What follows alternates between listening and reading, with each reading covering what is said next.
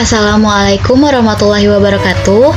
Pada pertemuan kedua kali ini kita akan melanjutkan pembahasan mengenai keanekaragaman hayati, yakni persebaran flora fauna di Indonesia beserta manfaatnya. Persebaran flora dan fauna di Indonesia. Tahukah kalian bahwa Indonesia dikenal sebagai negara mega biodiversitas? Apa sih pengertian dari negara mega biodiversitas? Yakni Indonesia memiliki kekayaan flora, fauna, dan juga mikroorganisme yang sangat banyak. Nah, berikut ada peta pembagian wilayah fauna di Indonesia. Jadi, fauna di Indonesia terbagi menjadi 3 wilayah diakibatkan karena adanya garis hayal, yakni garis Wallace dan garis Weber. Yang pertama ada fauna Indonesia bagian barat, yakni contoh faunanya yaitu ada harimau, lalu ada orang utan, lalu ada gajah, macan tutul, dan juga jalak Bali.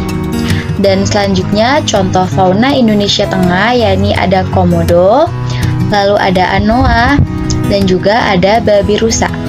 Dan yang terakhir fauna Indonesia bagian timur contohnya ada burung cendrawasih, lalu ada wallaby, dan juga ada kanguru, dan yang terakhir ada ular sanca hijau. Selanjutnya, kita bahas mengenai karakteristik dari masing-masing fauna di Indonesia. Yang pertama, kita bahas fauna Indonesia bagian barat, di mana wilayah yang mencakup Indonesia bagian barat yakni ada Pulau Sumatera, Jawa, Kalimantan, dan juga Bali. Nah, dapat dilihat pada gambarnya beberapa contoh dari fauna Indonesia bagian barat, sedangkan karakteristiknya yang pertama itu terdapat mamalia yang berukuran besar. Contohnya itu ada gajah, lalu yang kedua banyak ditemukan spesies kera, lalu sedikit burung berwarna namun banyak ditemukan burung yang bersuara merdu, lalu ditemukan fauna endemik yakni fauna yang hanya ada di daerah itu sendiri.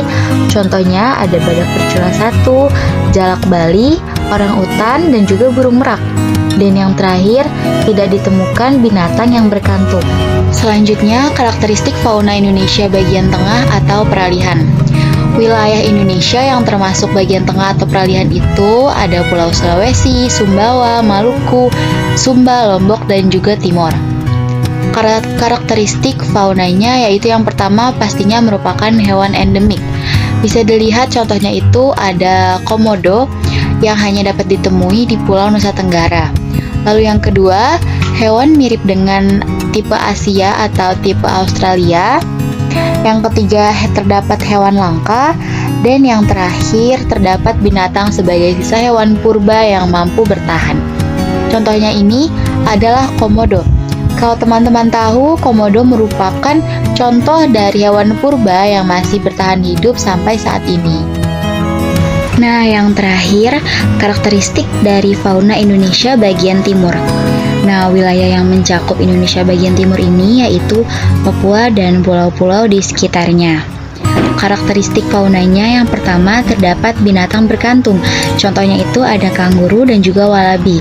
Lalu terdapat mamalia berukuran kecil, yakni contohnya itu ada wallaby. Kanguru dan wallaby sekilas terlihat mirip, namun ternyata mereka memiliki perbedaan, yakni kanguru bisa tumbuh hingga 2 meter, sedangkan wallaby hanya tumbuh kurang dari 1 meter. Nah, lanjut ke karakteristik fauna yang ketiga yaitu banyak jenis burung yang berbulu indah atau beragam warna. Dan yang terakhir pastinya memiliki fauna endemik.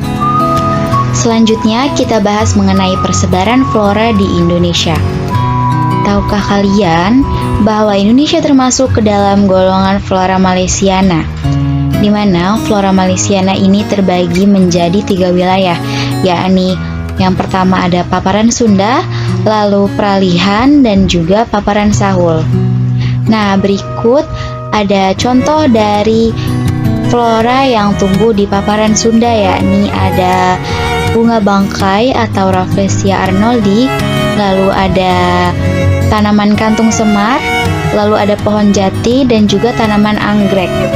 Lalu yang kedua, contoh flora yang hidup di daerah peralihan yaitu yang pertama ada tanaman bakau dan juga kayu manis. Dan yang terakhir, tanaman yang hidup di daerah paparan Sahul, contohnya itu ada pohon tanaman pala dan juga pohon sagu. Dapat teman-teman lihat, di sini terdapat banyak gambar dari contoh keanekaragaman hayati yang biasa kita temui di kehidupan kita sehari-hari. Di sini ada buah-buahan, lalu ada sayuran, ada juga hewan unggas dan hewan ternak, juga terdapat pohon-pohon. Semua gambar yang ada di sini merupakan contoh dari keanekaragaman hayati yang biasa kita manfaatkan dalam kehidupan sehari-hari. Yuk kita bahas apa saja manfaat dari keanekaragaman hayati.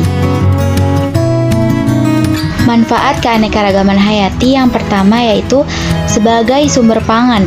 Contohnya ada sayur-sayuran, umbi, buah-buahan, unggas, dan juga hewan ternak. Nah, semua ini merupakan contoh dari keanekaragaman hayati yang biasa kita konsumsi sehari-hari dan memiliki banyak sekali manfaat. Di antaranya sebagai sumber karbohidrat dan juga protein. Lalu yang kedua, sebagai bahan papan. Contoh dari keanekaragaman hayatinya yaitu pohon kayu jati dan juga meranti.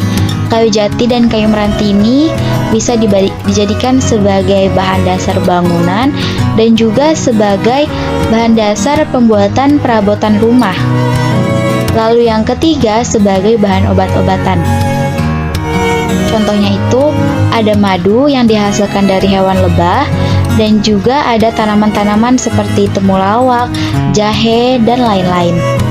Dan yang terakhir yaitu manfaat yang paling besar yang dapat dirasakan kita sebagai manusia, yakni keanekaragaman hayati berperan besar dalam menjaga keseimbangan ekosistem. Kita sebagai manusia pastinya memerlukan oksigen untuk bernafas. Nah, hutan merupakan sumber penghasil O2 terbesar dan dikenal sebagai paru-paru dunia. Karena pepohonan dapat menyerap CO2 yang dapat menyebabkan pemanasan global dan berbahaya bagi kita. Selain itu juga, seluruh tumbuhan yang ada di dalam hutan mempunyai peran serta dalam menyuburkan tanah dan menyediakan air bersih. Hutan juga merupakan habitat atau tempat tinggal alami banyak hewan. Itulah mengapa pentingnya kita sebagai manusia untuk menjaga kelestarian keanekaragaman hayati, baik berupa flora maupun fauna yang ada di sekitar kita.